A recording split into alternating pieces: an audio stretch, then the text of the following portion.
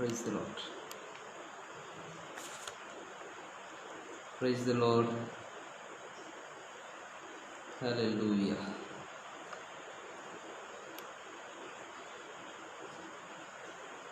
Thank you, Jesus.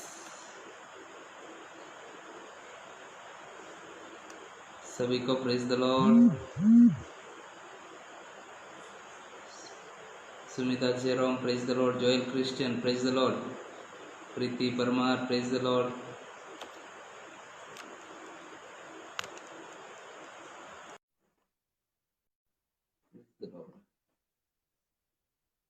Praise the Lord. Bless your sister. Praise the Lord.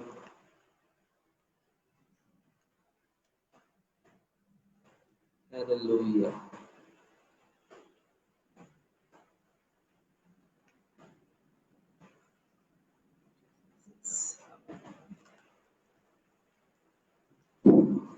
Amen. Hallelujah.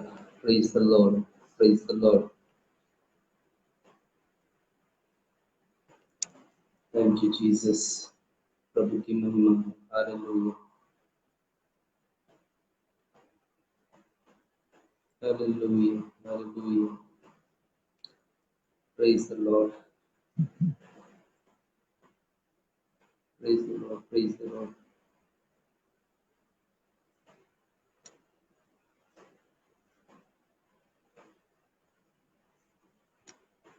Hallelujah. Hallelujah.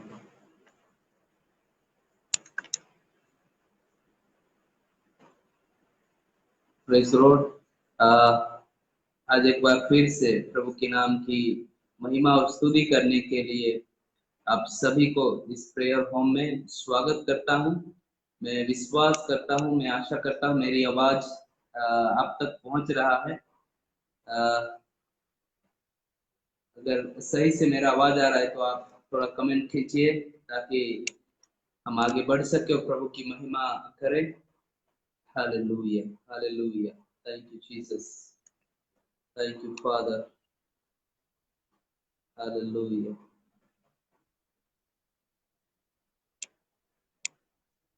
Hallelujah. Hallelujah. Praise the Lord.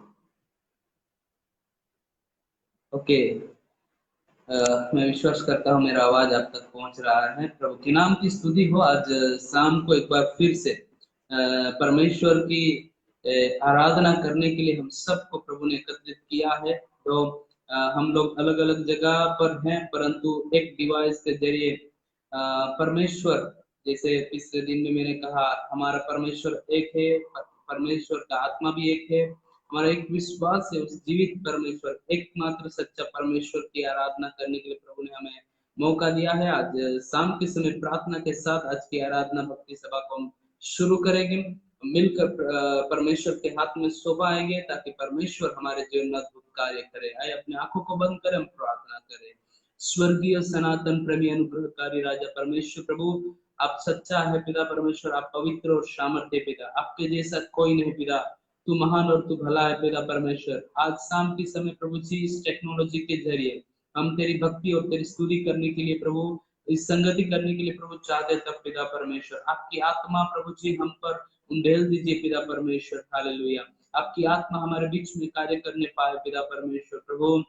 हम आपका नाम लेकर प्रभु hallelujah आपकी आराधना करते हैं तब पिता हर जगह पर इस माध्यम से जुड़े हैं, जहाँ कहीं है पिता परमेश्वर, वहां पर प्रभु आपकी पवित्र आत्मा की भरपूरी, पवित्र आत्मा की सामर्थ्य, पवित्र आत्मा की उपस्थिति को हम महसूस करने पाए पिता परमेश्वर. हालेलुया. हम प्रभु इस माध्यम को तेरे हाथ में लेते हैं, कोई भी डिस्टर्ब नहीं होने के लिए प्रभु जी हम प्रार्थना करते हैं. हमारी आराधना वचन सब कुछ प्रभु आपकी महिमा के लिए होने दो पिता परमेश्वर. प्रभु जी अब से लेकर प्रभु जी हालेलुया आखिरी तक प्रभु हमारे साथ बने रहे पिता. शुरू से प्रभु जी अंत तक प्रभु आपके हाथ में देते हुए प्रार्थना यीशु के नाम से मांगते हैं. आमेन. आमेन. Praise the Lord. हालेलुया. हम मिलकर प्रभु की आराधना करेंगे, प्रभु की स्तुति और महिमा करेंगे, गीत गाकर उसके नाम की आराधना करेंगे. हालेलुया. हालेलुया. अंधकार के बालों को यीशु महिमा से गिराएगा. अंधकार के बालों को यीशु महिमा से गिराएगा। यीशु का लहू हमारा हथियार है, भय नहीं जय है हमें। हाँ भय नहीं जय है हमें। यीशु का लहू हमारा हथियार है, भय नहीं जय है हमें। हाँ भय नहीं जय है हमें। सांपों को कुचलेगा, बिच्छुओं को कुचलेगा। सांपों को कुचलेगा, बिच्छुओं को कुचलेगा। अधिकार भी हमें है, सामर्थ भी हमें है, भय नहीं जय है हमें। हाँ भय नहीं जय है हमें। अधिकार भी हमें है, सामर्थ भय नहीं जय है हमें। हाँ भय नहीं जय है हमें। अंधकार के बलों को यीशु महिमा से गिराएगा। अंधकार के बलों को यीशु महिमा से गिराएगा।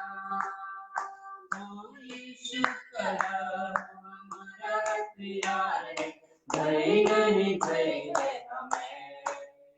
हाँ भय नहीं जय है हमें। यीशु का लहू हमारा हथियार है, भय नहीं जय है हमें। हाँ भय नहीं जय है।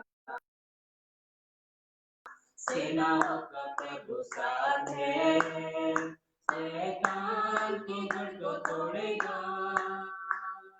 सेनाओं का प्रभु साथ है, शैतान की जड़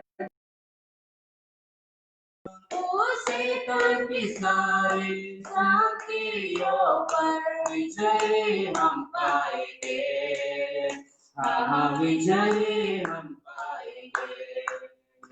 ओ शैतान की सारी साथियों पर विजय हम पाएंगे। हाँ विजय हम पाएंगे। अंधकार के बलों को यीशु महिमा से गिराएगा। अंधकार के बलों को यीशु महिमा से गिराएगा। यीशु का लहू हमारा हथियार है, भय नहीं जय है हमें। हाँ भय नहीं जय है हमें।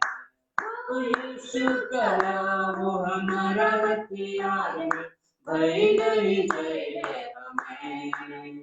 हाँ भय नहीं जय है हमें। यीशु का लहू हमें जय देता। यीशु का लहू हमें यीशु का लहू हमें जय देता। यीशु का लहू हमें यीशु के नाम से सारे पाप धुल गए, धर्मी हम बन गए। हाँ धर्मी हम बन गए। ओ यीशु के नाम से सारे पाप धुल गए, धर्मी हम बन गए। हाँ धर्मी हम बन गए। ओ अंधकार के बलों को यीशु महिमा से गिराएगा। अंधकार के बलों को यीशु महिमा से गिराएगा। वो यीशु का लहू हमारा हथियार है, भय नहीं जय है हमें। हाँ भय नहीं जय है हमें। वो यीशु का लहू हमारा हथियार है, भय नहीं जय है हमें। हाँ भय नहीं जय है हमें। Praise the Lord. Hallelujah. Hallelujah. आमेन। प्रभु का वचन हमसे कहता है हमें भय नहीं, हम जय है। यीशु मसीह में हमें हालेलुया, हम जयवंत से भी बढ़कर है, उस प्रभु के नाम की महिमा करेंगे। Hallelujah hallelujah. गीतकार कहता है, परमेश्वर का वचन हमसे सिखाता है, हालेलुया, हम सांपों को कुचलेंगे, बिच्छुओं को कुचलेंगे। हालेलुया, ऐसा अधिकार हालेलुया हमको प्रभु ने दिया है। हम यीशु मसीह के लहू के द्वारा हम धर्मी ठहरे हुए हैं, और उस धार्मिकता के लिए हम प्रभु को धन्यवाद करेंगे, उसके पवित्र नाम के लिए। Hallelujah hallelujah. और हम प्रभु को धन्यवाद करते हुए करेंगे, पहुंचेंगे उस पार। तुम सियोन के यात्री, लहरों को देखकर डरना नहीं, उस गीत को गाकर हम प्रभु को धन्यवाद करेंगे। हालेलुया। पहुंचेंगे उस पार तुम सियोन,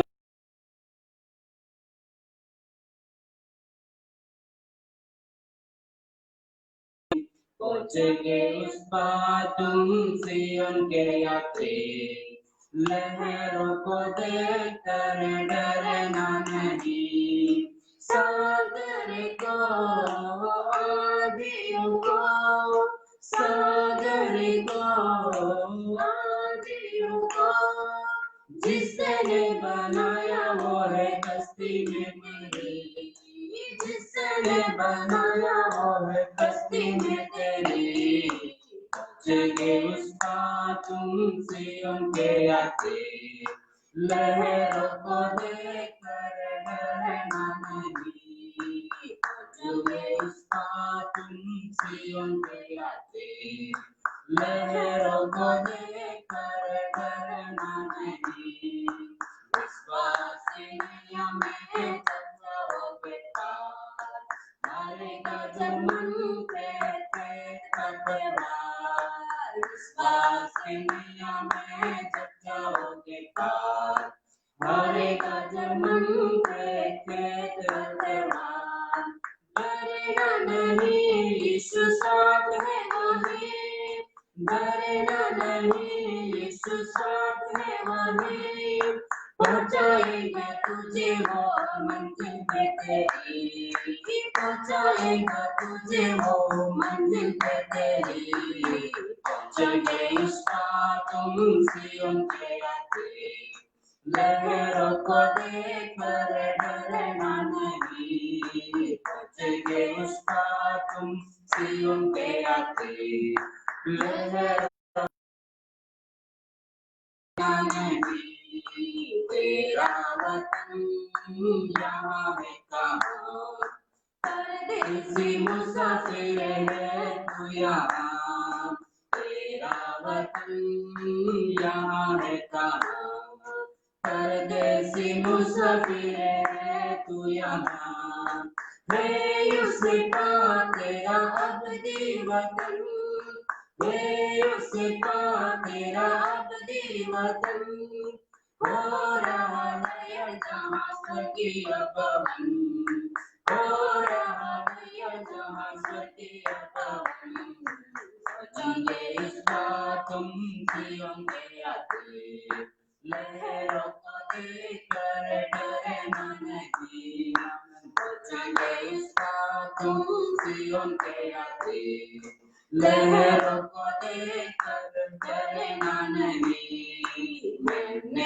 कर महिमा है रोशनी वहाँ, जिसे महामारी को रोशन रहेगा, मैंने कर महिमा है रोशनी वहाँ, जिसे महामारी को रोशन रहेगा, पहनाएगा वो आनंद का लिबास, पहनाएगा वो आनंद का लिबास, देखा तुझे हो महिमा का ताज, देखा तुझे हो महिमा का ताज, पहुंचेंगे उस पार तुम सियोन के यात्री, लहरों को देखकर डरना नहीं, पहुंचेंगे उस पार तुम सियोन के यात्री, लहरों को देखकर डरना नहीं, लहरों को देखकर डरना नहीं।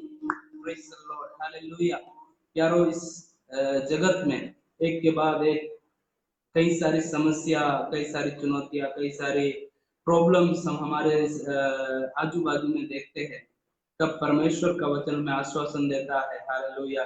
इस इस संसार की होती हुई घटना को देखकर डरना नहीं, परंतु हम प्रभु परमेश्वर में आशा रखते हुए, उस पर विश्वास रखते हुए आगे बढ़ना है, क्योंकि हालेलुया हम परमेश्वर के गीत में जैसे गाया कि ये हमारा वतन यहाँ नहीं है, हम यहाँ का मुसाफिर है, हालेलुया। हम उस वतन में जाने वाले हैं और परमेश्वर के उस पवित्र भवन में जाने वाले हैं। हमको नया वस्त्र, नया लिबास परमेश्वर की ओर से मिलने वाला है, जो पवित्र लिबास है, हालेलुया। और हालेलुया वो हमको हालेलुया ताज का मुकुट पहनाकर, हालेलुया उसकी हालेलुया सिंहासन के सामने ईश्वर के भवन में हमको सर्वदा रखने वाला है। हम प्रभु की वचन में जाएंगे। फिर से एक बार मैं आप सभी को धन्यवाद देना चाहता हूँ, हालेलुया। आप सभी को सलाम, प्रेज द लॉर्ड। खास करके भाई अमित ठाकुर को मैं फिर से एक बार धन्यवाद देना चाहता हूँ, गब्रियल सर एंड सारे हमारा प्रेयर होम की सारे मेंबर्स, आप लोग हालेलुया धन्य लोग हैं। हम सारे लोग धन्य कि इस प्रकार की मीटिंग में हमको भाग लेने के लिए मौका मिल रहा है, हालेलुया। नया नया वचन सीखने के लिए मिल रहा है, कितनी आनंद की बात है, हालेलुया। और हालेलुया प्रभु यीशु मसीह ने जैसे कहा कि मरियम ने जो भाग पसंद किया है वो उत्तम भाग है, क्योंकि वो प्रभु यीशु मसीह के चरणों में बैठकर प्रभु की वचन सुनती रहती थी, हालेलुया। इसीलिए कहा उत्तम भाग। तो आज मैं कहना चाहूंगा हम लोग उत्तम भाग पसंद किया है, हालेलुया। और आज एक बार फिर से इस 170वां आत्मिक संगत में प्रभु ने हमको लेकर आया, मैं प्रभु को धन्यवाद करता हूँ। आज की मनन के लिए, आज की पवित्र शास्त्र की थोड़ा समय जो हम मनन करने वाले हैं पवित्र शास्त्र बाइबल में से, वो है प्रकाशित वाक्य उसका 22 अध्याय उसकी 14वीं आयत। प्रकाशित वाक्य उसका 22 अध्याय की 14वीं आयत, रेवलेशन चैप्टर 22 वर्स 14 हम उसमें से पढ़ेंगे। और मुझे मेरा वाइफ है यहाँ पर, मुझे मदद करेगी पढ़ने में। धन्य वे हैं जो अपने वस्त्र धो लेते हैं, क्योंकि उन्हें जीवन के वृक्ष के पास आने का अधिकार मिलेगा और वे फाटकों से होकर नगर में प्रवेश करेंगे। आमेन, हालेलुया। जो हम प्रकाशित वाक्य हम जानते हैं, बहुत लोगों को अच्छा लगता है प्रकाशित वाक्य पढ़ने के लिए। ये प्रकाशित वाक्य जैसे जैसे मैंने पिछले हफ्ते यूहन्ना रचित सुसमाचार से प्रचार किया था, वही यूहन्ना इस प्रकाशित वाक्य की पुस्तक को लिखता है। और जो परमेश्वर के स्वर्गदूत ने, परमेश्वर की आत्मा ने इस यूहन्ना को जो बात कही, उस बात को परमेश्वर परमेश्वर की आत्मा ने कहा कि जो कुछ बात तू देखता है, सुनता है, उसको तू पुस्तक में लिख दे। और वही बात आज हम प्रकाशित वाक्य में हम देखते हैं कि वो बात को हम पढ़ते हैं, वो लिख रहा है। और ये पुस्तक जब लिख रहा था, ये बात जब प्रकटीकरण, जब प्रकाशन जब यूहन्ना को मिला, तब यूहन्ना और उनके कुछ साथी मसीही लोग, खास कर यूहन्ना, ये पतमुस नामक एक टापू में, समुद्र के बीच में टापू में था, जहां पर गुलाम बनकर वहां पर था। और उस प्रकार की सताव के समय में, मुश्किल के समय में, हम पढ़ते हैं इस प्रकाशित वाक्य की पहले 1-2-3 अध्याय में, जहां पढ़ते हैं हम 7 कलीसिया के बारे में मेंशन किया गया है। उस 7 कलीसिया को, एशिया माइनर में, एशिया की उस सराउंडिंग में जितनी कलीसिया थी, उस कलीसिया को लिखते हुए या तो प्रोत्साहन देते हुए, हम जानते हैं कि कितना संकट, कितना सताव था। उस सताव के बीच में परमेश्वर के आश्वासन, परमेश्वर के प्रकाशन, परमेश्वर क्या करने के लिए जा रहा है, उस बात को लिखते हुए यहाँ पर यूहन्ना को ये भविष्यवाणी लिखता है। और हम विशेष करके पढ़ते हैं इस पुस्तक में से कि यूहन्ना इसीलिए परमेश्वर का प्रकाशन यूहन्ना को इसलिए मिला, इसलिए परमेश्वर का आत्मा ये बताना चाहता था कि यीशु मसीह सचमुच में कौन है ना। वो यूहन्ना पूरा अंतिम दिन गिन रहा था, बुढ़ापे में था, उस समय में मिला हुआ परमेश्वर का वचन, उस समय में कहता है कि यीशु मसीह कौन है, उसकी सामर्थ्य क्या है। और जो मसीह लोगों के साथ, पवित्र लोगों के साथ क्या बात घटने वाली है, उस बात को ज्ञान प्रदान करते हुए इस बात को यहाँ पर यूहन्ना लिखता है। और हम ये भी जान सकते हैं कि शायद अंतिम चेतावनी थी उस परमेश्वर की भक्त के जरिए कि क्या होने वाला है, पवित्र लोग क्या हो जाए और जो मसीह पर विश्वास करते हैं वो कैसे सिद्ध हो जाए, उस बात को लिखते हुए। और कहता था कि न्याय पक्का है, न्याय कभी भी टलने वाला नहीं है, न्याय आसन के सामने सब लोग टिकेगा। और ये बात को लिखते हुए ये बात कहते हैं। और हम जानते हैं कि इस पुस्तक में परमेश्वर का वचन कहते हैं कि जो मसीह यीशु जो पिता पिता के पिता के पास जाकर बैठा है स्वर्ग में, और जो वहां पर हर समय जो स्वर्गदूत प्रभु की आराधना किया करते हैं, और वहां पर हम सारे लोग जाने वाले हैं, और वो प्रकाश में, वो आनंद की घर में हम जाने वाले हैं। तो ये प्रकाशित वाक्य के अंदर जब हम पढ़ते हैं इस 22 अध्याय जो आखिरी अध्याय है उसकी 14वीं आयत में बहुत कुछ इस बात में लिखता है। मैं आगे नहीं ज्यादा नहीं विवरण करूंगा, लेकिन परमेश्वर की वचन जो मुझसे बात की मैं आपके साथ बांटना चाहता हूँ। और जहां पर हमने पढ़ा वहां पर परमेश्वर का वचन इस प्रकार से कहता है 14 आयत में कि धन्य है वो जो अपने वस्त्र को धो लेते हैं। हालेलुया।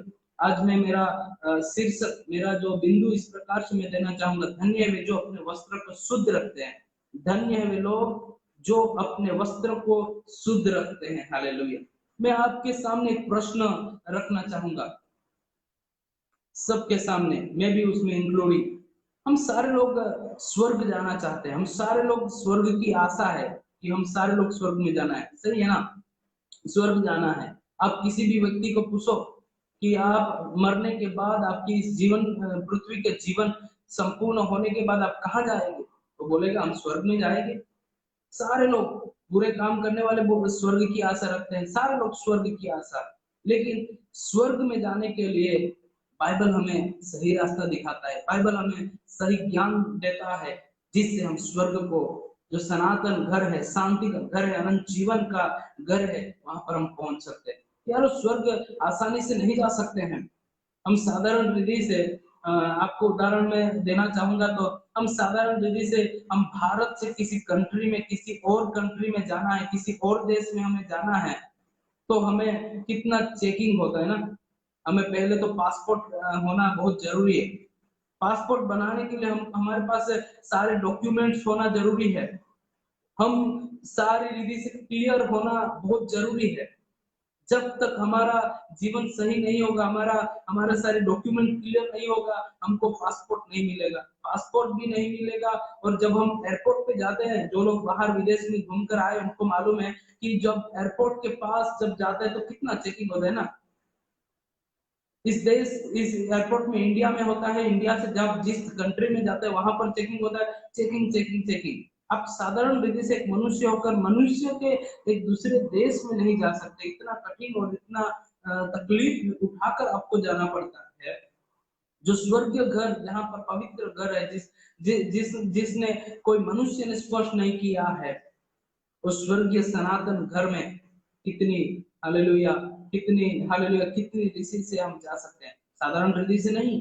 परमेश्वर का हमें हमारा जीवन को शुद्ध रखकर, हमारा जीवन को शुद्ध कर प्रभु यीशु पर विश्वास कर उस घर में हम जा सकते हैं। उसके लिए हम यीशु मसीह के पीछे चलना है, उसके लिए हमको यीशु मसीह की आज्ञा को मानना है। जो यीशु मसीह के ऊपर विश्वास करता है वो स्वर्ग राज्य का वारिस होगा। और विश्वास करने वाला सही जीवन जीना है ना, सही जीवन जीना है। अगर बीच में कुछ गड़बड़ी किया तो भी हम निष्फल हो सकते हैं। इसीलिए प्यारो, हमारे जीवन में, तो हमारे जीवन में चुनौतियां, प्रॉब्लम, समस्या है, उसके बीच में हमें अपने आप को पवित्र रखना है। इसीलिए मैंने मेरा शीर्षक दिया, धन्य है वे जो अपने वस्त्रों को शुद्ध रखते हैं, पवित्र रखते हैं, चोखा रखते हैं। हालेलुया। यीशु मसीह इस जगत में जब था तो वो परमेश्वर का पुत्र बनकर आया था, जिसको हम आज आराधना करते हैं। वो प्रभु यीशु मसीह जब मनुष्य था, वो हमारे समान इस जगत में जिया। हमारे जैसे मनुष्य, उनको भूख लगा, थकान लगा, प्यास लगा, हमारे जैसा उनके ऊपर भी परीक्षाएं आई, हमारे जैसा उसने भी कई सारे कष्ट सहन किया, हमारे हमारे जैसा कई सारे दुख उसने उठाए, फिर भी उस सारे परीक्षाओं में, सारे दुख में, सारे प्रकार की जो परीक्षाएं उनके पास आए, उस पर वो विजय पाकर वो स्वर्ग में गया है। इसीलिए इब्रानी की पत्री उसका 5 अध्याय की 8 आयत ऐसा कहता है, इब्रानी उसका 5 की 8 में इस प्रकार से कहता है कि यीशु मसीह के बारे में ये पत्री क्या कहता है, हम सुनेंगे। पुत्र होने पर भी उसने दुख उठा उठा कर आज्ञा माननी सीखी। वहां पर कहता है पुत्र होने पर भी उसने क्या किया है, सारे दुख उठा उठा कर आज्ञा मानना सीखी। और उस आज्ञा मानने का प्रति क्या फल है, और सिद्ध बनकर, और वो आज्ञा माना, सारा दुख उठाया, आज्ञा मान पिता की इच्छा पूर्ति करता हुआ ये सारे दुख उठाना चाहा, और आज्ञा मानकर और सिद्ध बनकर अपने सब आज्ञा मानने वालों के लिए सदा काल के उद्धार का कारण हो गया। और सारे लोग जो आज्ञा मानने वाले हैं उनके कारण वो क्या हो गया, उद्धार का कारण हो गया। हालेलुया। अगर यीशु मसीह के पास कुछ पाप होते, गलतियां होते, यीशु मसीह हमारे लिए दुख नहीं सहन करते, तो आज हमको उद्धार नहीं मिलता। लेकिन आज प्यारो वो पवित्र है, उनके ऊपर कोई उंगली नहीं उठाया, उनके बारे में बाइबल एक भी पाप किसी ने नहीं ढूंढा, वो पवित्र है।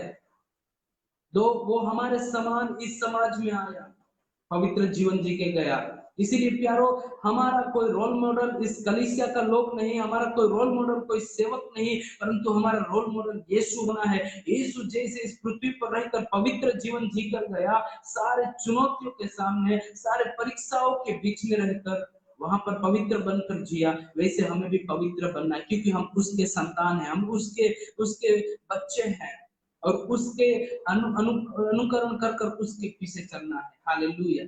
हम यीशु के पीछे चलना है। हम जो परमेश्वर का वचन प्रकाशित वाक्य जो जहां पर पढ़ा 21 अध्याय की 22 अध्याय की 14वीं आयत में, वहां पर इस प्रकार से कहता है, धन्य है। क्या कहता है, धन्य है, धन्य है। यहाँ पर धन्य शब्द इस्तेमाल किया गया है। हालेलुया। प्रकाशित वाक्य में कई सारे धन्यता के बारे में लिखते हैं। प्रकाशित वाक्य कहता है धन्य, वो कहता है कि धन्य है वो जो परमेश्वर का वचन पढ़ते हैं, सुनते हैं। दूसरी बात पहला अध्याय की 3 आयत में, दूसरी अध्याय 14 अध्याय 13 आयत में कहता है, धन्य है वे लोग जो मसीह यीशु में मृत्यु पाते हैं, सो जाते हैं। धन्य है वे लोग क्योंकि इस संसार की दुख से बच जाते हैं। 16 अध्याय की 15वीं आयत में कहते हैं, धन्य है वे लोग जो जागरूक रहते हैं, जागते रहते हैं। हालेलुया। 19 अध्याय की 9 आयत में कहता है, धन्य वे लोग जो मसीह मेमने की शादी की उस भोज में जो बुलाए गए, धन्य है वे लोग। और 20 अध्याय की 6 आयत में कहता है, धन्य वे लोग जो पहला पुनरुत्थान का भागी हो, रैप्चर होने वाला उसका भागी परमेश्वर कहता है, उसका भागी बनना है, भागीदार। धन्य वे लोग। है प्रकाशित वाक्य, धन्य है वे लोग जो भविष्यवाणी की पुस्तक को अपने जीवन में रखते हैं। और 22 अध्याय की 14 आयत में कहता है, धन्य वे लोग जो अपने वस्त्रों को धोते हैं। हालेलुया। धन्य, धन्य। हम धन्यता के बारे में कैसे बोलते हैं, कौन धन्य है, हु आर ब्लेस्ड, है ना, ब्लेस्ड आर दोस, कौन सचमुच में धन्य है। मनुष्य की नजर में धन्य कौन है आजकल, जिसके पास गाड़ी है, जिसके पास पैसा है, जिसके पास धन संपत्ति, जिसके पास इस जगत की सारी वस्तुएं हैं, वो लोग हम कहेंगे हाँ वो धन्य है, वो आशीषित है, वो आशीषित है। उस हिसाब से हम जानते हैं कि वो धन्य है ना। कोई भी मनुष्य को पूछ लीजिए कौन धन्य है, उसकी धन्यता की परिभाषा इस प्रकार से देगा, जो जिसके पास सारी संपत्तियां हैं, सारी वस्तुएं हैं, उनको कहेगा धन्य है। वो मनुष्य की नजर में वो धन्य है। लेकिन आपको और मुझे मालूम है प्रभु यीशु मसीह की नजर में, परमेश्वर की नजर में धन्य कौन है? मत्ती अच्छे से कहता है। मत्ती में यीशु मसीह जब पहाड़ी उपदेश जब दे रहा था, उस पहाड़ी उपदेश में यीशु मसीह ने उस धन्यता के बारे में कहा। कौन है धन्य और धन्यता के भाग क्या है? मत्ती रचित सुसमाचार उसका 5 अध्याय 2 आयत से, और वह अपना यीशु ने मुंह खोलकर कहा उन्हें यह उपदेश देने लगा, और ये उपदेश देने लगा, धन्य है वे जो मन के दिन है, वो धन्य है, क्योंकि स्वर्ग का राज्य उन्हीं का है। और उनका भाग क्या है? स्वर्ग का राज्य उन्हीं का है। धन्य है वे, दूसरी बात, धन्य है वे जो शोक करते हैं, क्योंकि वे शांति पाएंगे। धन्य है वे जो नम्र है, क्योंकि वे पृथ्वी के अधिकारी होंगे। वो पृथ्वी के अधिकारी होंगे। तीसरी बात, धन्य है वे जो धार्मिकता के भूखे और प्यासे हैं, क्योंकि वे तृप्त किए जाएंगे। धन्य है वे जो दयावंत है, क्योंकि उन पर दया की जाएगी। धन्य है वे जिनके मन शुद्ध है, क्योंकि वे परमेश्वर को देखेंगे। जिनके मन शुद्ध है वो परमेश्वर को देखेंगे, वो धन्य है। धन्य है वे जो मेल कराने वाले हैं, जो मेल मिलाप करवाते हैं, वो धन्य है, क्योंकि वे परमेश्वर के पुत्र कहलाएंगे। क्योंकि वो परमेश्वर का पुत्र कहलाएंगे। धन्य है वे जो धार्मिकता के कारण सताए जाते हैं। धन्य है वे जो धार्मिकता के कारण सताए जाते हैं, क्योंकि स्वर्ग का राज्य उन्हीं का है। क्योंकि स्वर्ग का राज्य उन्हीं का है। धन्य हो तुम जब मनुष्य मेरे कारण तुम्हारी निंदा करे और सताए और झूठ बोल कर तुम्हारे विरोध में सब प्रकार की बुरी बात कहे। बस, हालेलुया। ये मत्ती रचित सुसमाचार आप एक बार हम ध्यान से पढ़ना। जब घर में हम रहेंगे, अपने अपने हम डिवोशन जब करेंगे, तब इस मत्ती रचित सुसमाचार पढ़ना। पहाड़ी उपदेश, वहां पर प्रभु यीशु मसीह क्या कहते हैं? कौन है धन्य? हम अब तक जो नजर करते हैं धन्यता के बारे में, वो गलत है।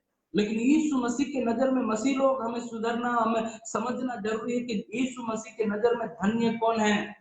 अगर स्वर्ग में जाना है, अनंत जीवन के घर में जाना है, तो हम उस धन्यता के बारे में समझना जरूरी है। धन्य वो है जो मेल मिलाप करता है, जिनका मन शुद्ध है, जो मसीह के कारण सताए जाते हैं, जो मसीह के कारण निंदित होते हैं, वो धन्य है। हालेलुया। कितने लोग उसके कारण आनंदित हो गए कि यीशु मसीह ने ऐसी धन्यता मेरे जीवन में दिया है। ऐसी बात जब घटती है ना, तब निराश नहीं होना, हमें आनंदित होना है, क्योंकि उन लोगों के बारे में कहा गया ऐसे काम करने वाले धन्य है यीशु मसीह के नजर में। मनुष्य के नजर में ऐसा जीव जब होता है, तो हम लोग बोलते हैं ये श्रापित है, ये पापी है ना। लोग जब कभी तुरंत कुछ देते, जैसे एक बार यीशु मसीह अपने चेलों के साथ था, एक अंधा व्यक्ति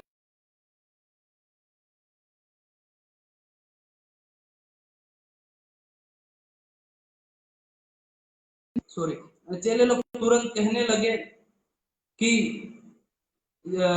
ये अंधा व्यक्ति किसके पाप के कारण ये अंधा व्यक्ति बना? क्या उसके माँ बाप की वजह से, या तो इसकी वजह से? यीशु ने क्या जवाब दिया? किसी पाप की वजह से नहीं, परंतु परमेश्वर की महिमा के लिए। हालेलुया। और इसीलिए प्यारो, हमारे जीवन में जो बात घटती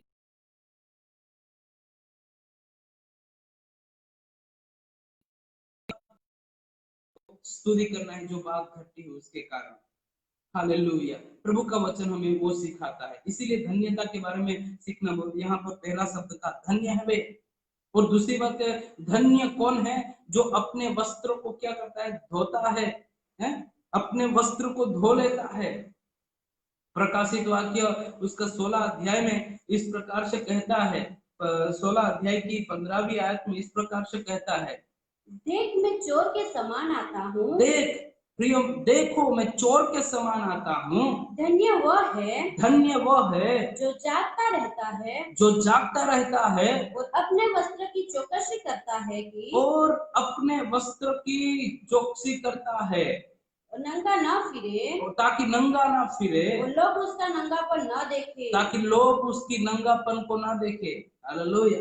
प्रकाशित वाक्य यूहन्ना कहता है धन्य वे लोग जो जागते रहते और अपने वस्त्र की चौकसी करता है। रखवाली करता है, उसको शुद्ध रखे, ताकि लोग उनकी नग्नता को न देखे, ताकि वो नग्नता से बच सके। यारो हमको जागते रहना है, प्रभु यीशु मसीह के अंदर हमने पहना हुआ वस्त्र, पवित्र वस्त्रों को संभालना है। हम एक ज्योति के नाई हमको बनाया गया, हमको नमक के नाई बनाया गया है।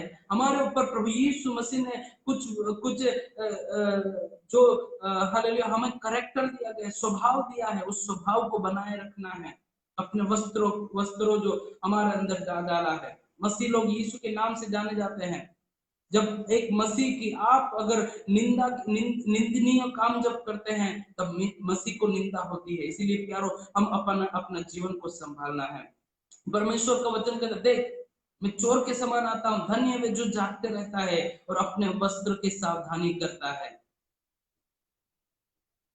ताकि नंगा ना फिरे और लोग उनकी नंगापन को ना देखे। प्यारो हमारे वस्त्र हमारे जीवन में बहुत मायने रखता है ना। हमारा वस्त्र अपने जीवन में बहुत मायने रखता है, वो हमारी नग्नता को छुपाता है। वस्त्र बहुत मायने रखता है। आज वस्त्र के बारे में बोलेगा तो कलीसिया में मसीह लोगों को कैसे वस्त्र पहनना है, हम सारे लोग जानते हैं, प्रभु के लोग हैं। लेकिन आज वस्त्र के बारे में बोलेगा तो कई बार शर्म आता है किसी को देखकर, है ना। कई सारे वस्त्र, है ना, आजकल फैशन हो गया है ना। जो भाई लोगों के बारे में बोलेगा तो उनका जीन्स, फटा हुआ जीन्स पहनते हैं ना, फटा टूटा जीन्स पहनता है, वो भी महंगा महंगा जीन्स। एक समय था जब फटा पहनकर बाहर जाने के लिए लोग शर्माते थे, डर लगता था, शर्म आता था।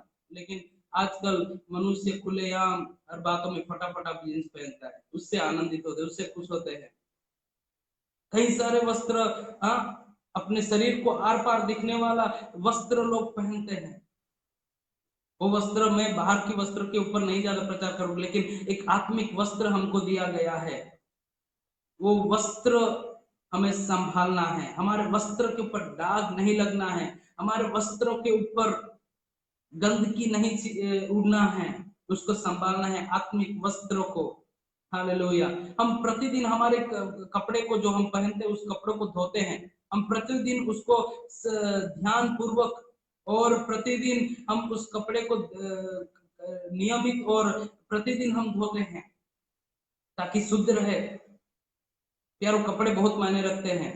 कोई नग्नता रहना नहीं चाहता। इवन परमेश्वर ने जब आदम और हवा ने जब पाप किया परमेश्वर के सामने एदन वाटिका में, जब परमेश्वर ने निर्णय लिया कि इस एदन वाटिका से इस आदम और हवा को निकाल दिया जाए, तब परमेश्वर ने पहला काम ऐसा किया कि परमेश्वर ने चमड़े का वस्त्र बनाकर आदम और हवा को दोनों को वो पहना दिया, उसकी नग्नता को ढक दिया, है ना, उसकी नग्नता को ढक दिया।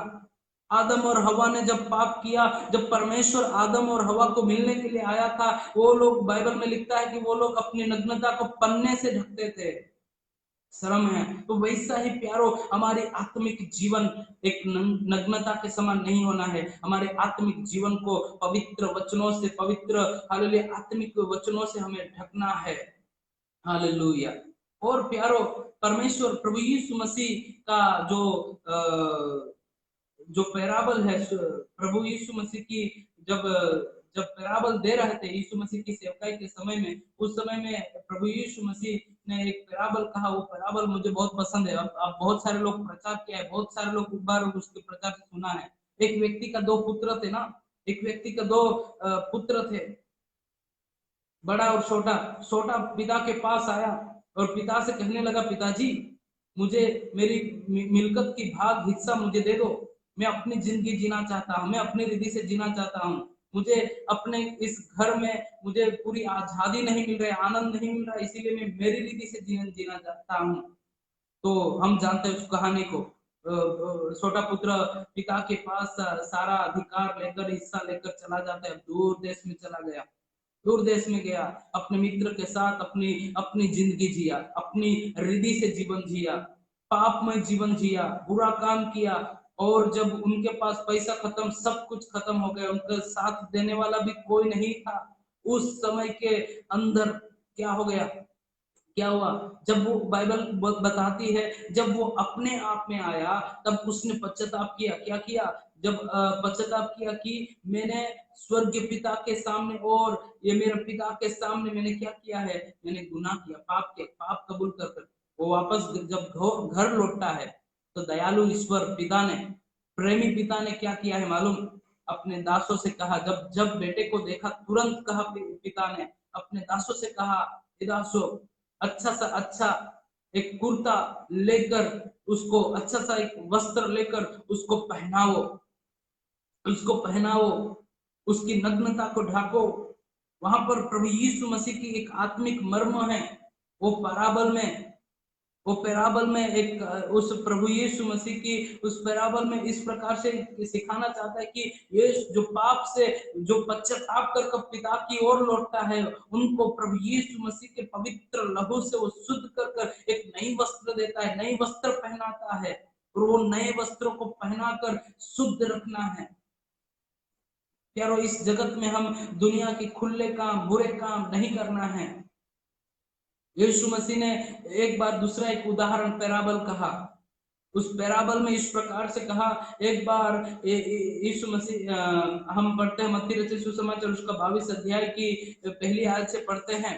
वहां पर कहता है यीशु मसीह ने एक बार उदाहरण में इस प्रकार से कहा, एक बार एक राजा के पुत्र का विवाह था, और विवाह का भोज में कई सारे लोगों को आमंत्रित किया, बहुत सारे लोगों को आमंत्रित किया, लेकिन जिसको निमंत्रण दिया, जिसको आमंत्रण किया, कुछ लोग बोले हम तो बिजी है ना, हम तो हम कुछ खेती में काम करने के लिए गया, कोई व्यवसाय के लिए गया, अपने अपने काम में, विवाह के भोज में कोई नहीं आया। और बाइबल बताती है कि उसने कहा कि कुछ लोग जो इनविटेशन देने के लिए गया उनको पकड़कर मार दिया। आज भी मसीह लोग जहां पर सुसमाचार बांटने के लिए मैं और आप जाते हैं, लोगों को कहते हैं पश्चाताप करो, व्यसन मत करो, पाप मत करो, बुरे काम मत करो, व्यभिचार मत करो, गंदे कामों से बाहर निकल आओ, अंधकार में मत जियो। जब हम सुसमाचार बांटने के लिए जाते हैं, शांति का सुसमाचार बांटने के लिए जाते हैं, यीशु के बारे में कहने के लिए जाते हैं, तब लोग, कोई नहीं आता है, कोई कहता है मेरा काम है। आज प्रभु का वचन सुनने के लिए भी लोग तैयार नहीं है। यीशु का नाम लेकर जब जाते हैं तो लोग सुनने के लिए नहीं चाहते हैं। कुछ लोग यीशु के नाम लेकर जाते हैं तो विरोध करते हैं। जो यीशु ने उस समय में कहा, वो मत्ती रचित सुसमाचार 22 अध्याय में कहा कहावत आज हम देख सकते हैं। यीशु मसीह को नकार रहे। यीशु मेमने के उस शादी की भोज में कोई आना नहीं चाहता है, विवाह के भोज में कोई आना नहीं चाहते हैं, लेकिन प्रभु यीशु का वचन कहता है धन्य वे लोग जो मेमने की, हालेलुया, विवाह की भोज में जो निमंत्रित किया गया है, इनवाइट किया गया है। तो उस राजा ने क्या किया, अपने चाकरों से कहा एक काम करो, जिसको आमंत्रण दिया उसको नहीं आया, अभी जाओ चौराहे पे खड़े रहो और सबको बोलो, जो भी दिखता है सबको बोलो आओ खाओ। तो राजा के भोज में बहुत सारे लोग आए। वहां पर बोला है पापी हो, अलग अलग प्रकार के, हर जाति के लोग, हर प्रकार के लोग वहां आए, सारे लोग वहां पर आए। और जब वो लोग वहां पर आए तो राजा उस जितने भी खाना खा रहे थे, उस शामिल हुए थे, उनको देखने के लिए निकला। तो वहां पर एक व्यक्ति को मिला, और वो व्यक्ति मत्ती रचित सुसमाचार उसका 22 अध्याय की, उस राजा ने क्या देखा, 22 अध्याय की 11वीं आयत पढ़िए। जब राजा अतिथियों को देखने भीतर आया, जब राजा अतिथि लोग जो भोज में इनवाइट किए गए थे, बुलाए गए थे, उनको बुलाया, देखने के लिए गया, तो उसने वहां एक मनुष्य को देखा। वहां पर उस राजा ने एक मनुष्य को देखा जो विवाह का वस्त्र नहीं पहने था, जो विवाह का वस्त्र नहीं पहना था। हालेलुया, सही समय पर सही वस्त्र पहनना है। हर एक वस्त्र नहीं चलेंगे प्यारो, वस्त्र पहनना जरूरी है जो विवाह का वस्त्र है। और वो वस्त्र यहाँ पर देखते कि वो विवाह का वस्त्र नहीं पहना हुआ था, और विवाह का वस्त्र नहीं पहना हुआ था, तब क्या हुआ, उसने अपने लोगों से कहा कि इसको पकड़कर क्या करो, कि इनको कैद खाने में डाल दो, शराब जलती हुई भट्टियों में डाल दो। और उसके नीचे कहता है बुलाए हुए तो बहुत है परंतु चुने हुए कम है। हालेलुया। बुलाए हुए बहुत है लेकिन चुने हुए थोड़े हैं। प्यारो, मसीह के नाम से जाने जाने वाले बहुत हो गए, लेकिन मसीह के लिए जीने वाले, मसीह के साथ रहने वाले बहुत कम हैं। क्या हम कौन सी पक्ष में खड़ा रहना चाहते हैं? मसीह के अंदर आ जाए, हमारे वस्त्रों को शुद्ध करे, हमारे वस्त्रों को शुद्ध करे। यारो, हम कलीसिया में जाते हैं, हम जूम मीटिंग में, फेसबुक में बाइबल पढ़ते हैं, उपवास करते हैं, दान देते हैं, दशमांश देते हैं, सब कुछ करते हैं, अच्छी बात है। लेकिन सच्चे मन से नहीं करेंगे तो कोई भी मायने नहीं रखता है। शायद हम ये सब करते करते हम सोचेंगे कि हम तो एकदम बिल्कुल मस्त है, हमारे जीवन में कोई समस्या नहीं, हरा भरा है, कोई समस्या नहीं, इसीलिए बिल्कुल सही जा रहा है, मैं जो कर रहा हूँ सही जा रहा हूँ, इसके लिए मुझे कोई समस्या, कोई प्रॉब्लम नहीं है। इसीलिए प्यारो, हम बिंदास जिंदगी जीते, प्रभु के वचन के ऊपर भार नहीं रखते हैं। लेकिन परमेश्वर के वचन में उत्पत्ति की पुस्तक उसका 13 अध्याय की 10वीं आयत में जब परमेश्वर ने जब सदोम और गमोरा को नाश करने के लिए चाहा, तो सदोम और गमोरा के बारे में परमेश्वर का वचन क्या कहता है? उत्पत्ति उसका 13 अध्याय 10 आयत में कहता है, तब पढ़िए। तब लूत ने आंख उठाकर यरदन नदी के पास वाली सारी तराई को देखा कि वह सब सिंची हुई है, जब तक यहोवा ने सदोम और अमोरा को नष्ट न किया था। जब तक यहोवा ने सदोम और अमोरा को नष्ट नहीं किया था, तक वह तराई यहोवा की वाटिका और मिस्र देश के समान उपजाऊ थी। वो हर एक यहोवा कहता है कि वो मार्ग तक वह तराई यहोवा की वाटिका यानी एदन वाटिका मिस्र देश के समान उपजाऊ थी, सारे बातों में आशीषित थी, सब कुछ मिलता था। लेकिन जब पाप के कारण जब सदोम और अमोरा के ऊपर अग्नि डालकर उसको भस्म किया गया, तब तक सदोम और अमोरा के लोग पाप करते रहे। शायद सोच रहे हैं कि हम लोग जो कर रहे ठीक रहे, वहां का व्यभिचार, चोरी, लड़ाई, ऐसा कार्य सदोम और अमोरा में हम देखने के लिए मिला। और उस पाप के कारण उनके जो आत्मिक वस्त्र थे बिल्कुल फटे हुए थे, उनके आत्मिक वस्त्र जितने थे गंदे थे, उसके आत्मिक वस्त्र सब नष्ट हुए चुके थे, उसकी नग्नता लोगों के सामने दिख रही थी। हालेलुया। प्यारो, पाप के कारण हमारे आत्मिक वस्त्र फट जाते हैं, पाप के कारण हमारे आत्मिक जो वस्त्र है गंदे हो जाते हैं, जिसको प्रभु नहीं चाहता है। प्रभु का वचन कहता है, धन्य वे लोग जो अपने वस्त्रों को धो लेते हैं, शुद्ध रखते हैं, उनको चौकीदारी करते हैं। कई सारे पाप है जो हमारे वस्त्रों को बिगाड़ते हैं, हमारे वस्त्रों को फाड़ते हैं। जैसे पाउल प्रेरित गलती की पत्री में इस प्रकार से कहता है, 5 अध्याय उसकी 19 आयत में, कि शरीर के काम तो खुले हैं, है ना, शरीर के काम तो खुले हैं,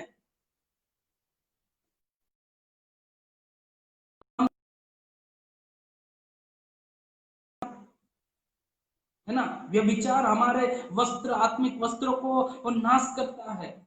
आज आप थोड़ा सोच के देखिए, दुनिया में कितना व्यभिचार बढ़ गया है, फिर भी लोगों को डर नहीं,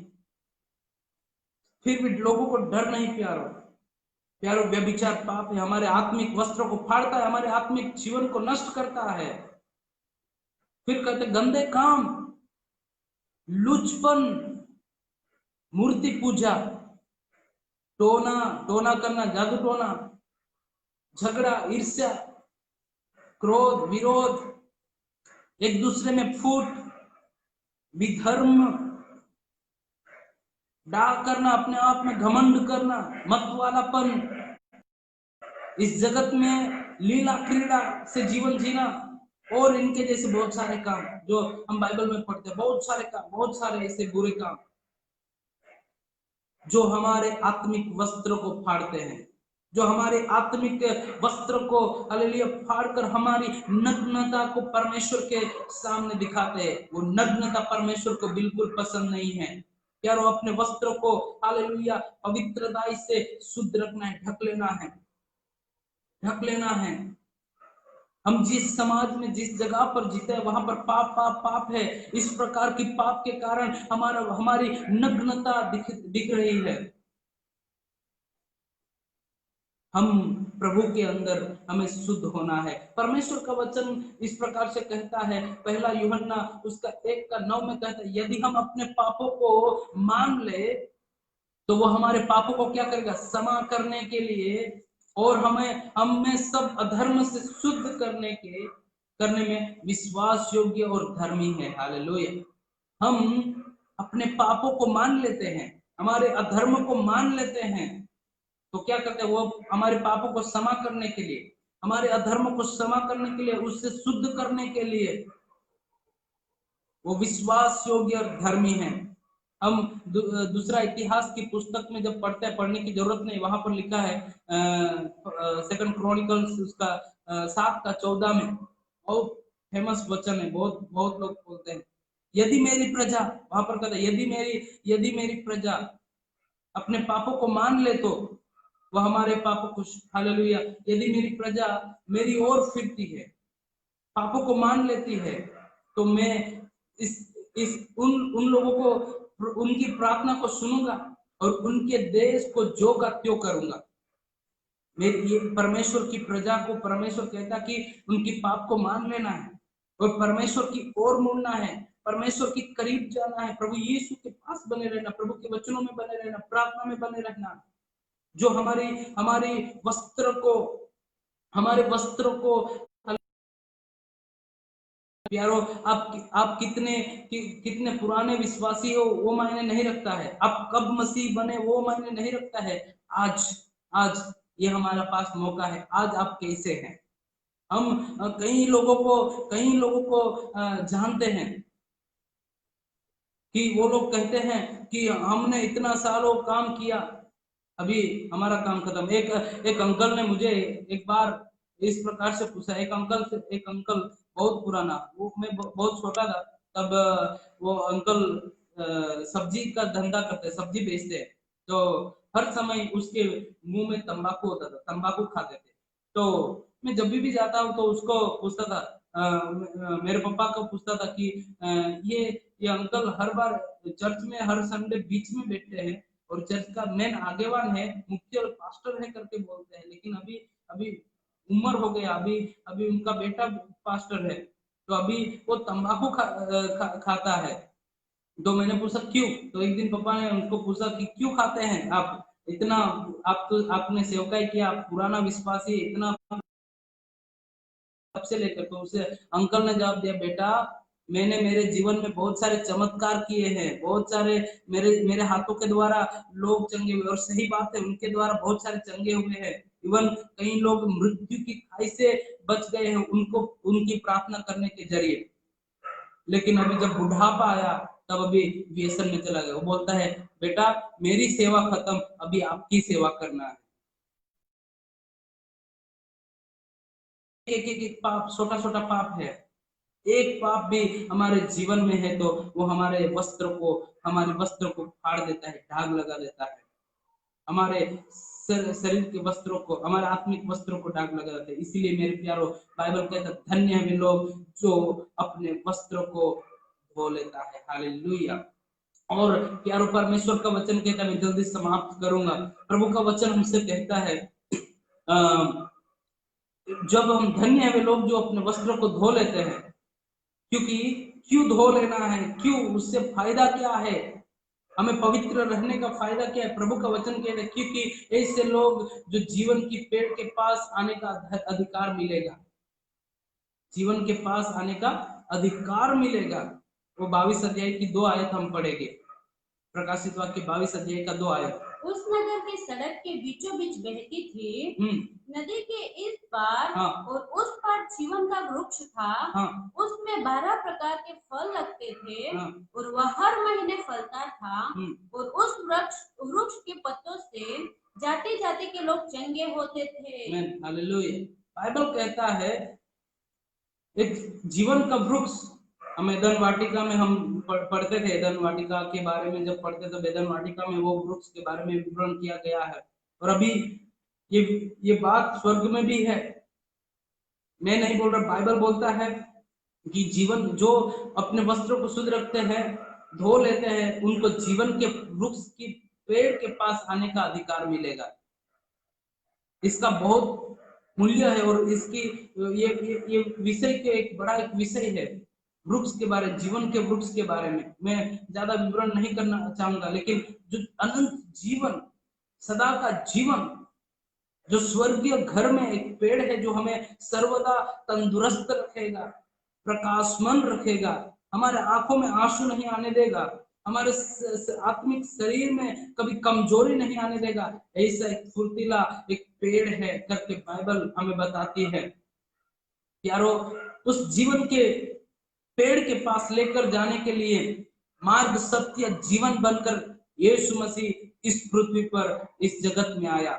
जो कोई उस यीशु मसीह को ग्रहण करता है, स्वीकार कर लेता है, वो सर्वदा यीशु मसीह जैसे इस संसार में जब था तब सारे प्रॉब्लम, समस्या के बीच में, सारे परीक्षाओं को पार कर कर पिता के पास जब जा बैठा है, दाहिने हाथ जाकर बैठा है,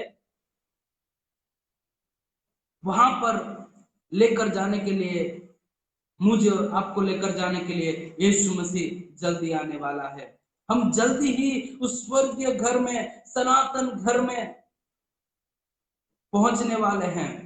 जब पिता ने सृष्टिकर्ता पिता ने जब सृष्टि बनाई, आदम हवा के लिए सुंदर सी एक वाटिका बनाई थी, सुंदर सी वाटिका, है ना, सुंदर सी वाटिका। और उस वाटिका में हरा भरा रहता था, क्योंकि एक नदी में से 4 फाकाएं थे जो अब समय समय पर पानी फैलाया करती थी। और वहां पर सारे प्रकार के फल थे, आनंद थे, शांति थे, सब कुछ अच्छा चंगा, बहुत बढ़िया था। वैसा एक जीवन वापस से हमको मिलने वाला है। प्रकाशित वाक्य हमें 21 अध्याय कहता है, सब कुछ पुराना बीत गया, सब कुछ पुराना बीत गया, सब कुछ नया हो रहा है। परमेश्वर ने नया यरूशलेम बनाने के लिए जा रहा है, नई आकाश और नई पृथ्वी बनाने के लिए जा रहा है। एक नया शहर प्रभु हमारे लिए बनाने के लिए जा रहा है, जहां पर पिता परमेश्वर, उसका पुत्र यीशु मसीह, लाखों लाखों करोड़ों स्वर्गदूत और उन पर विश्वास करने, जो विश्वास कर हालेलुया इस पृथ्वी की यात्रा को पूरा कर वहां पहुंचे हैं। और हम सारे लोग, हम एक साथ जो वहां पर जाएंगे, आनंद से रहेंगे, सर्वदा प्रभु की स्तुति करते रहेंगे। हालेलुया। प्यारो, मैं आपको बताता हूँ, इस पृथ्वी पर रहते समय यीशु मसीह ने एक बार कहा कि तुम क्या करना, मत्ती रचित सुसमाचार उसका 7 अध्याय 13 और 14 आयत में कहता है कि क्या कहता, पढ़िए। सकेत फाटक से प्रवेश करो। यीशु ने इस पृथ्वी पर रहते हुए कहा कि तुम सकेत फाटक से, नैरो गेट से प्रवेश करो। थोड़ा है वह फाटक और सरल है, जो फाटक है और सरल है, वह मार्ग जो विनाश को पहुंचाता है, जो मार्ग विनाश की ओर पहुंचाता है। और बहुत से हैं जो उससे प्रवेश करते हैं। क्योंकि सकेत है, वह फाटक और कठिन है, वह मार्ग जो जीवन को पहुंचाता है, और थोड़े हैं जो उसे पाते हैं। बस हालेलुया। वहां पर एक नैरो गेट का है, नैरा एक छोटा सा रास्ता का है, संकट होगा, है ना। एक छोटा रास्ते से अगर जाना है तो हमको संभाल कर जाना है ना। एक छोटा गली में से जाना है तो हमको संभाल कर जाना है, कोई हमारा शरीर में ना लगना है, कुछ चोट ना लगना है, किसी को ठोकना नहीं है, हम संभाल कर जाता है। चुनौती, खतरा तो आएगा, मुश्किल आएगा, सामना ट्रैफिक का प्रॉब्लम आएगा, चलने का समस्या आएगा, मुसीबत तो आएगा, लेकिन संभाल कर जाना है। जब संभाल कर हम उस रास्ते से काट कर जाएंगे, सकेत रास्ते से, जो चौड़ा रास्ता है, उसमें आनंद तो आएगा, इस पृथ्वी पर मजा आएगा। और यहाँ इस पृथ्वी की चौड़े रास्तों में बहुत आनंद करते हैं, लेकिन वो चौड़ा रास्ता एक छोटा सा घर में जाकर बस जाता है, नष्ट के घर में जाकर बस जाता है। लेकिन स्वर्ग छोटा घर नहीं है, स्वर्ग का गेट छोटा नहीं है। अभी जब स्वर्ग में हम जाएंगे, सफेद वस्त्र पहनकर, पवित्र वस्त्र पहनकर जब हम प्रभु के घर में जब जाएंगे, वहां पर क्या होने वाला है, हालेलुया। वहां पर क्या होएगा मालूम? वहां पर बड़ा एक विशाल घर, हालेलुया, प्रभु परमेश्वर का हालेलुया बनाया हुआ एक आत्मिक घर, जो कभी भागते हैं, मोतियों के पीछे भागते हैं ना, उससे कई गुना अच्छा और आनंदित, हालेलुया, मोतियों के बीच में होकर, हालेलुया, मोतियों में होकर हम चलेंगे, उस सोने के रास्ते पे चलेंगे, आनंद के घर में, हालेलुया। इसलिए प्यारो, एक बात मैं आपको बोलना चाहता हूँ। एदन वाटिका में शैतान ने चतुराई से हवा को और आदम को फंसाया, और उस शांति के वाटिका से, आनंद की वाटिका से उसको निकालवा दिया।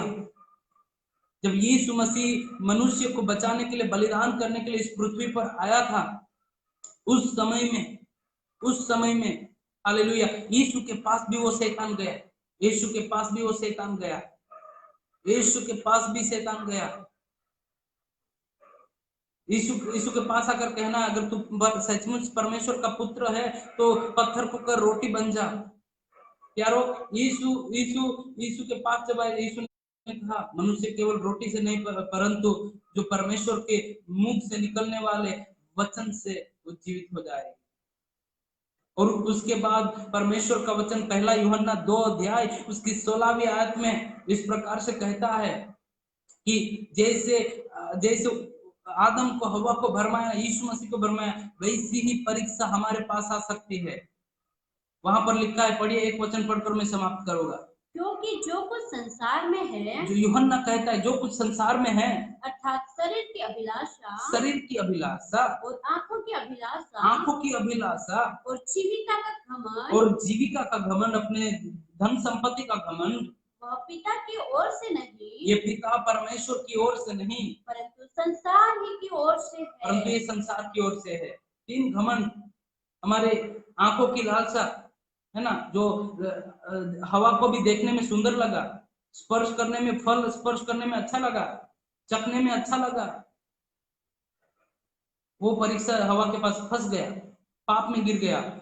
यीशु मसीह के पास भी जब 40 दिन का भूखा था, तब शैतान उसके पास आकर कहने लगा, ए यीशु, तू भूखा है ना, तुझे भूख लगी होगी, 40 दिन का उपवास, 40 दिन रात तूने भूख कुछ नहीं खाया, ले इस पत्थर को, परमेश्वर का पुत्र है, इस पत्थर को बोल रोटी बन जाए, तू खा, अपनी तृप्ति कर। उसके बाद बोला, एक बड़ी पहाड़ पर लेकर गया और सारा संपत्ति दिखाया, बोला मुझे बस नमन कर, ये सारा संसार तुझे दे देगा।